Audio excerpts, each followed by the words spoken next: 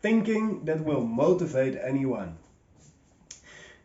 As you perhaps realize, or perhaps have not realized yet, we human beings are the only creatures in this world that have the ability to think, that have the ability to accept and reject.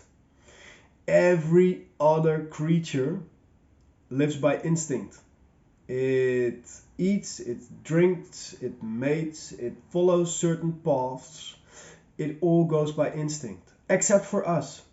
And I believe because of this, we are also the only creature that stands out from our environment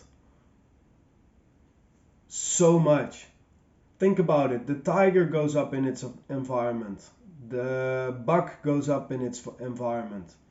Even the zebra and all of the other creatures in the animal kingdom, they go up and they can disappear to some extent in their environment, except for us. And I believe that is because we have the ability to think, we have the ability to accept and reject an idea and to create things through our marvelous imagination. So let us learn to think. And learning to think is learning and realizing that most of us, about 95% of people, rather die than think. 3% of the people think they think, and only 2% of the people think. And that is something that Dr. Ken McFarlane noted after a lot of research on thinking. So, how do you and I become part of the thinkers? If you're already watching these videos, you're probably already in the top 5% of thinkers. But we want to be at least in the top 2%. And we do this by realizing and being aware of what people around us are talking about.